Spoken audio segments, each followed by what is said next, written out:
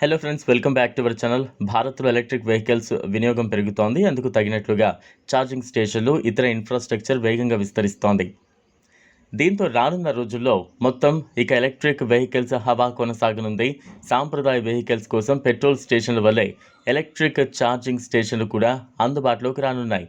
కావున మీరు కూడా హైవేలు, కీలక ప్రాంతాల్లో ఈవీ ఛార్జింగ్ స్టేషన్లు ఏర్పాటు చేయడం ద్వారా ఆదాయాన్ని పొందొచ్చు. ఈ ఛార్జింగ్ స్టేషన్లు రకాలు, వాటి ఏర్పాటుకయ్యే ఖర్చు, ఇతర వివరాలు ఇప్పుడు తెలుసుకుందాం. ఎలక్ట్రిక్ వెహికల్స్ వినియోగం పెరుగుతున్న కొద్దీ ఛార్జింగ్ స్టేషన్లు అనివార్యం ఏర్పడుతోంది. అయితే ఛార్జింగ్ స్టేషన్లు పెట్రోల్ స్టేషన్ల వలె నిమిషాల్లో ఇంధనం నింపేలా కాకుండా ఎలక్ట్రిక్ వాహనాల బ్యాటరీ కెపాసిటీ ఆధారంగా సమయం పడుతుంది. అంటే బ్యాటరీ కెపాసిటీ తక్కువ ఉంటే త్వరగా ఛార్జ్ అవుతుంది.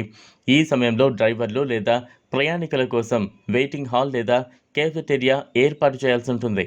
ముందుగా మీరు ఛార్జింగ్ స్టేషన్ పెట్టాలంటే ఇది మనసులో పెట్టుకుని నిర్మాణం చేయాలి. ఇందులో అనేక రకాల ఛార్జింగ్ ఆప్షన్స్ ఉంటాయి. భిన్నంగా ఉంటుంది.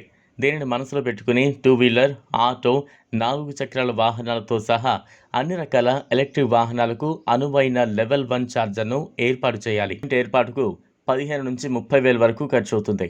ఈ ఛార్జర్స్ 240 వోల్ట్స్ పవర్తో పనిచేస్తాయి. ఇది ఛార్జింగ్ స్టేషన్ల ఏర్పాటులో అత్యంత కీలకం. ఇక లెవెల్ 2 ఛార్జర్స్ 300 నుంచి 400 వోల్ట్ పవర్తో పనిచేస్తుంది. ఇది 22 కిలోవాట్ల వరకు శక్తి ఉన్న వాహనాలను సపోర్ట్ చేస్తాయి. నుంచి 1,00,000 వరకు అవుతుంది. ఇక లెవెల్ 3 ఛార్జింగ్ పాయింట్స్ ప్రత్యేకంగా 4 వీలర్స్ కోసం రూపొందించారు.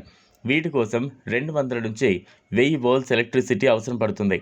వీటి నుంచి వచ్చే పవర్ 50 నుంచి 150 కిలోవాట్ల వరకు సరిపోతుంది. ఈ ఛార్జర్లను ఏర్పాటు చేయాల్సి ఉంటుంది. ఈ డీసీ ఛార్జింగ్ పాయింట్ కోసం 5 లక్షల నుంచి 50 లక్షల వరకు ఖర్చు అవుతుంది. ఛార్జింగ్ స్టేషన్ కెపాసిటీని ముందే నిర్ణయించుకుని ఏర్పాటు చేయడం లాభదాయకరంగా ఉంటుంది. బ్యాటరీ కిలోవాట్ని కెపాసిటీని బట్టి యూనిట్కు 10 నుంచి 20 వరకు ఛార్జ్ చేస్తారు. అంటే 30 కిలోవాట్ల బ్యాటరీ కెపాసిటీ కలిగిన వాహనాన్ని ఛార్జింగ్ చేయడానికి 300 రూపాయలు అవుతుంది.